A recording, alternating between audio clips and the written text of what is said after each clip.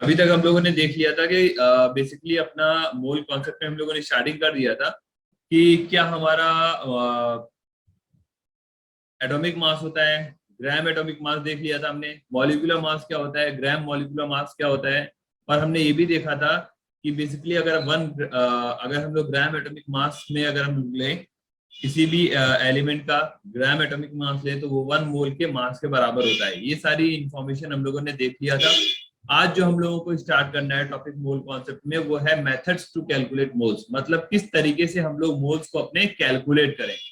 तो इसमें देखिए डिफरेंट डिफरेंट हमारे मेथड्स हैं, डिफरेंट डिफरेंट प्रोसेसेस हैं जिससे हम लोग अपने मोल्स को कैलकुलेट कर सकते हैं या फिर मोल्स को रिलेट कर सकते हैं। उसमें जो सबसे पहला जो पॉइंट है वो है हमारा फ्रॉम नंबर ऑफ पार्टिकल्स, मतलब नंबर ऑफ पार्टिकल्स से कैसे आप मोल्स को कैलकुलेट कर सकते हो, वो चीज हमें देखना है सबसे पहले। तो अगर हम लोग बात करें सबसे पहले कि नंबर ऑफ पार्टिकल से कैसे हम लोग मोल्स को कैलकुलेट कर सकते हैं, तो हम लोग जानते हैं, हम लोग सबसे मेन रिलेशन ही जानते हैं कि जो 1 मोल है, 1 मोल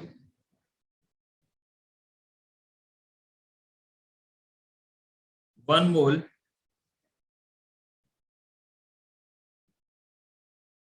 हैज 6.022 into 10⁻23 पार्टिकल्स। ठीक है, तो 1 मोल में कितने पार्टिकल्स होते हैं? 6.022 into 10⁻23 पार्टिकल्स। इवन ये पार्टिकल्स में आपके कुछ भी हो सकते हैं, एटम्स हो सकते हैं, आयंस हो सकते हैं, मॉलिक्यूल्स हो सकते हैं, इवन कोई भी चीज। जैसे मान लीजिए अगर ये हमारे पास पेन है, पेन का भी अमाउंट अगर 6.022 into 10⁻23 होता है तो वो 1 मोल कहलाता है। जिस तरीके से हम लोगों का एक डजन में कितना अमाउंट होता है? 12। उसी तरीके से 1 मोल में कितना अमाउंट होता है? 6.022 into 10⁻23 पार्टिकल्स। वो किसी भी पार्टिकल्स हो सकते हैं, है ना। अब बनाना, आदमी, इन लोगों की बातें करें ट्री व्री की तो बहुत ज्यादा हो जाएगा। ठीक है, 6.022 इज अ बिग अमाउंट, मतलब इंटू 10⁻23। बट अगर हम लोग बात करें एटम्स की, पार्टिकल्स की, आयंस की, मॉलिक्यूल्स की, तो 6.022 इंटू 10⁻23 आप लोगे तो एक कंसिडरेबल अमाउंट निकलेगा आपका। ठीक है, मतलब जिसको आप देख सकते हो, फील कर सकते हो, जिससे कुछ पार्टिकुलर रिएक्शन वगैरह या कुछ भी करा सकते हो। तो हमें एक चीज समझ में आ गई कि एक मोल में 6.022 into 10⁻23 पार्टिकल्स होते हैं। तो बेसिकली मोल का पार्टिकल्स के साथ रिलेशन हमें पता चल गया कि मोल का पार्टिकल के साथ क्या रिलेशन है। तो मोल का पार्टिकल के साथ ये है कि एक मोल में 6.022 into 10⁻23 पार्टिकल्स होते हैं। क्लियर? अब अगर हम लोग कुछ एक क्वेश्चन देख लें इसी से रिलेटेड तो हमें और क्लियर हो जाएगा। बेसिकली जैसे क्वेश्चन है हमारा,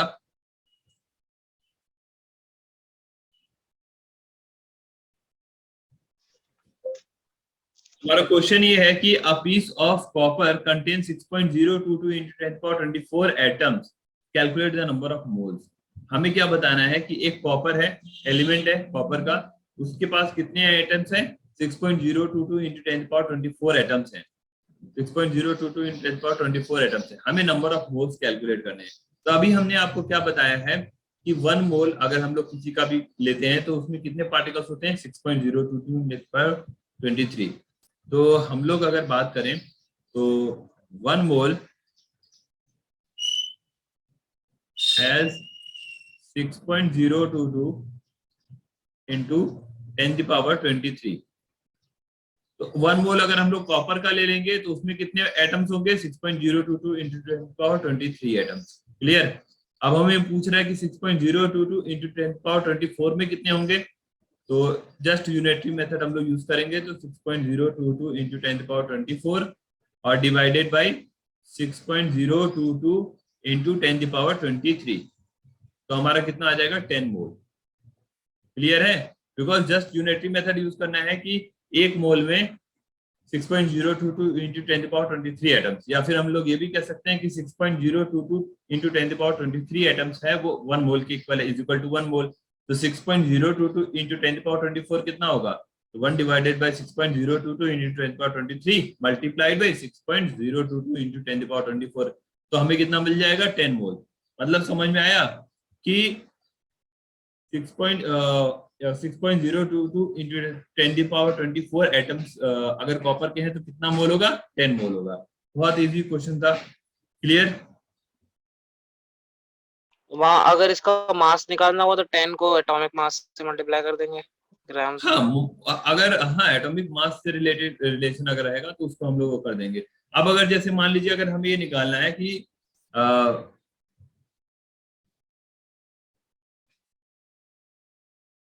देखिए हम लोग एक सिंपल सा और बात कह सकते हैं कि क्या हम हमेशा 6.022 इंटू 10 पावर 23 लिखें? नहीं, इसको हम लोग एवोगैड्रो कांस्टेंट Na से भी रिप्रेजेंट कर सकते हैं। ये हमारा एवोगैड्रो कांस्टेंट होता है, इससे भी रिप्रेजेंट कर सकते हैं।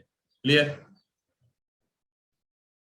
नाउ अब हम लोग का कौन सा मेथड है दूसरा जिससे हम लोग अपना मोल्स को कैलकुलेट कर सकते हैं? तो सेकंड जो मेथड है हमारा फॉर गिवन मास। मास से क्या रिलेशन है? तो for given mass,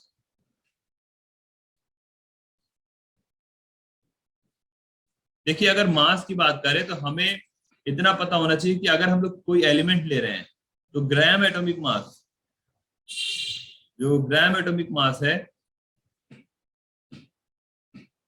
gram atomic मास,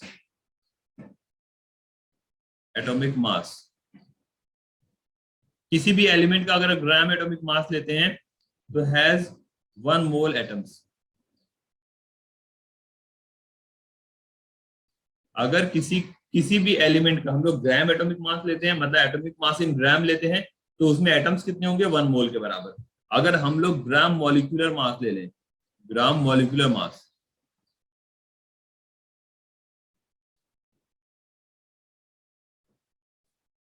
तो ग्राम मॉलिक्यूलर मास ले लें तो हैज 1 मोल मॉलिक्यूल। उसमें मॉलिक्यूल कितने होंगे? 1 मोल होंगे। क्लियर? अगर हम लोग ग्राम एटॉमिक मास लेते हैं तो उसमें 1 मोल एटम होंगे, ग्राम मॉलिक्यूलर मास लेते हैं तो उसमें 1 मोल मॉलिक्यूल होंगे। ये हमारा गिवन रिलेशन है, ठीक है, गिवन मास के लिए। क्लियर?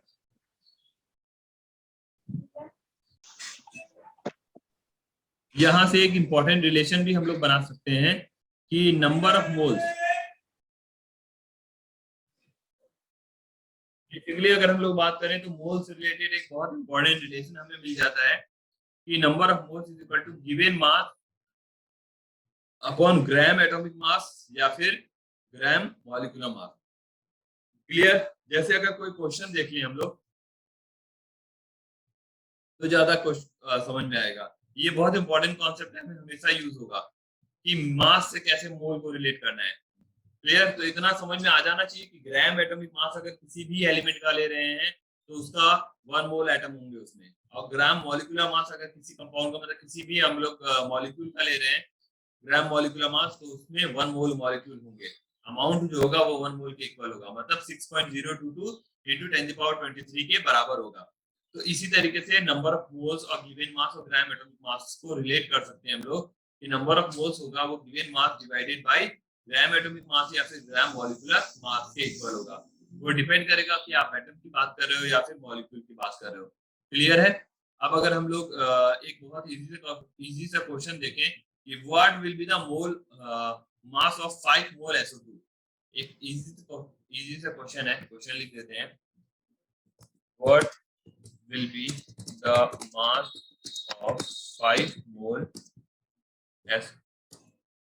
SO2। 5 मोल SO2 का मास कितना होगा? सल्फर डाइऑक्साइड 5 मोल अगर सल्फर डाइऑक्साइड लेते हैं तो उसका मास कितना होगा? क्लियर? तो बहुत इजी है हमारा। सबसे पहले अगर हम लोग बात करें कि ग्राम मॉलिक्यूलर मॉलिक्यूल है, SO2 मॉलिक्यूल है, तो ग्राम मॉलिक्यूलर मास कितना होगा? ग्राम मॉलिक्यूलर मास,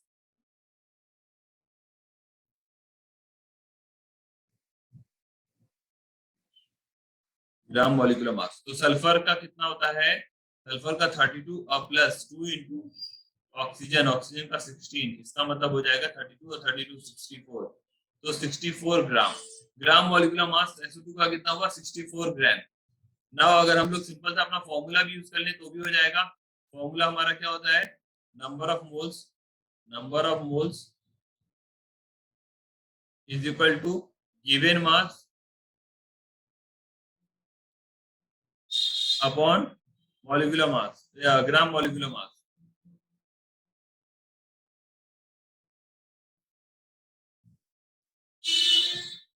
तो गिवन मास हमारा कितना होगा, गिवन मास हो जाएगा नंबर ऑफ मोल्स जो है हमारे 5 multiplied by gram molecular mass मतलब 64। तो ये कितना हो जाएगा 320 ग्राम। Clear.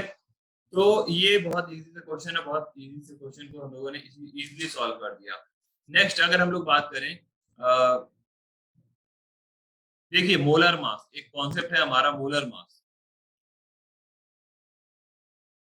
Molar mass, molar mass basically क्या होता है, मोलर मास को हम लोग डिफाइन कर सकते हैं mass of 1 mole of atom और मॉलिक्यूल। ठीक है, तो एक मोल एटम या फिर एक मोल मॉलिक्यूल का जो मास होगा उसको हम लोग मोलर मास कहते हैं। ठीक है, इसकी unit, its unit,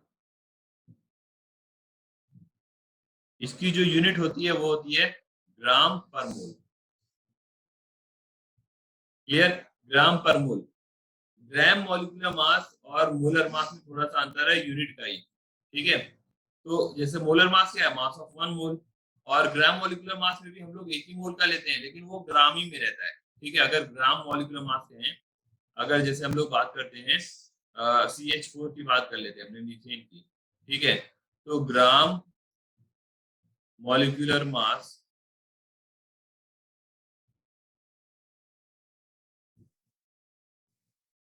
of CH4, अगर CH4 का ग्राम मॉलिक्यूलर मास ले तो कितना होगा हमारा, तो 16 ग्राम। क्लियर। बट अगर मोलर मास की बात करें तो molar mass of CH4, molar mass क्या होता है, mass of 1 mole, mass of 1 mole of atom और मॉलिक्यूल, तो ये भी इतना ही होगा 16 ग्राम, बट 16 ग्राम पर मोल, यूनिट का अंतर होगा बस, क्योंकि ये हमें रिप्रेजेंट कर रहा है कि एक मोल का ये मास है। क्लियर, ये चीज क्लियर है कि मोलर मास बेसिकली क्या होता है हमारा। तो कहीं कहीं मोलर मास का भी यूज हो जाता है, ग्राम मॉलिक्यूलर मास, ग्राम एटॉमिक मास। ठीक है, हाँ मोलर मास एटम के लिए भी होगा और मॉलिक्यूल के लिए होगा, दोनों के लिए ही होगा। क्लियर। तो इस तरीके से हम लोगों ने देखा किस तरीके से हम लोग अपना कैलकुलेट कर ले रहे हैं किसी भी मास से हम लोग इसको, मोल को। नेक्स्ट है वॉल्यूम से कैसे मोल को कैलकुलेट कर सकते हैं। तो for the from the given volume of gas, जो थर्ड है हमारा कैलकुलेशन का मोल को, वो क्या है, third from the given volume of gas, given volume of gas.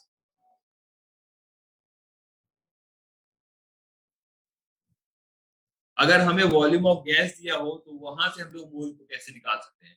देखिए हम लोग क्या सीख रहे हैं, मेथड टू कैलकुलेट मोल्स, है ना, मतलब किस तरीके से हम मोल्स को निकाल सकते हैं। तो जो सबसे पहला देखा हमने, क्या देखा कि किस तरीके से नंबर ऑफ पार्टिकल्स अगर दी हो तो वहां से मोल निकाल सकते हैं। ठीक है, पार्टिकल, इसका मतलब पार्टिकल से मोल को रिलेट किया। दूसरा जो हमने देखा वो क्या देखा कि किस तरीके से मास से हम लोग मोल्स को कैलकुलेट कर सकते हैं। तो मास से मोल को कैलकुलेट किया, जैसे ग्राम मॉलिक्यूलर मास, ग्राम एटॉमिक मास को रिलेट करके। नाउ जो थर्ड है हमारा वो क्या है कि from the given volume of gas, gas से कैसे, गैस के वॉल्यूम से कैसे हम लोग जो है मोल को कैलकुलेट कर सकते हैं। ठीक है, तो इसमें हमारे पास जानते हैं एक रिलेशन होता है। देखिए एट एसटीपी, एवोगैड्रोस लॉ के अकॉर्डिंगली, हम लोग लॉ जब पढ़ेंगे तो उसमें देख, ये भी लॉ देख लेंगे। एवोगैड्रोस लॉ के अकॉर्डिंगली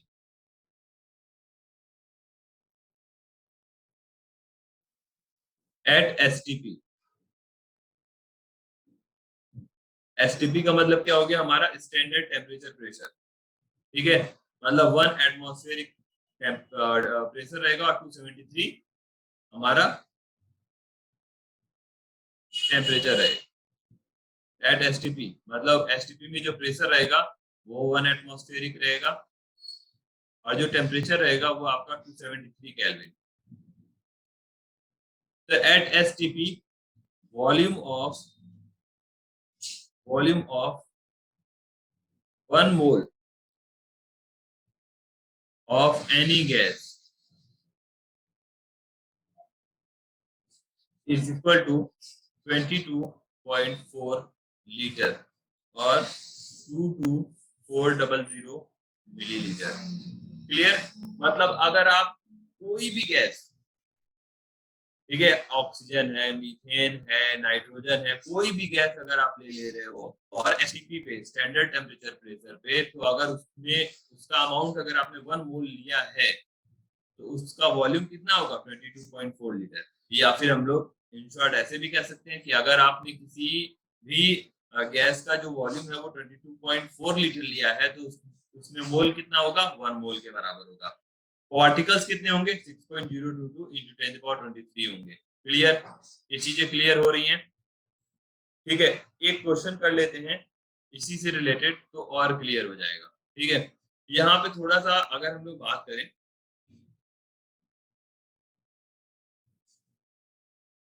क्वेश्चन हमारा क्या है कि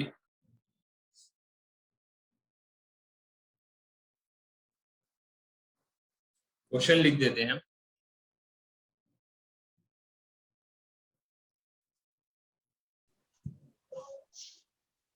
नेक्स्ट अगर हम लोग बात करें तो यहाँ पे क्वेश्चन क्या दिया हुआ है? Sample of helium gas occupies 5.6 litre at STP. मतलब जो आपका हीलियम गैस है वो कितना ऑक्युपाई कर रहा है? 5.6 लीटर। कितने पे? एसटीपी पे। एसटीपी पे 5.6 लीटर ऑक्युपाई कर रहा है। तो नंबर ऑफ मोल्स हमें कैलकुलेट करने हैं। इजीली कैलकुलेटेड जब हो जाएगा, हमें पता है एट एसटीपी 22.4 लीटर एज 1 मोल या फिर इक्वल टू 1 मोल। 22.4 लीटर में 1 मोल होते हैं तो 5.6 लीटर, 5.6 लीटर में कितना हो जाएगा? 1 डिवाइडेड बाई 22.4 मल्टीप्लाइड बाई 5.6, तो ये आपका कितना आएगा? 0.25 मोल हो जाएंगे। क्लियर? बहुत ये बेसिक क्वेश्चंस है हमारे, बहुत इजी क्वेश्चंस हैं। क्लियर? जी हाँ। अगर इसी तरीके से अगर हमारा क्वेश्चन हो कि हाउ मेनी मोल्स, या फिर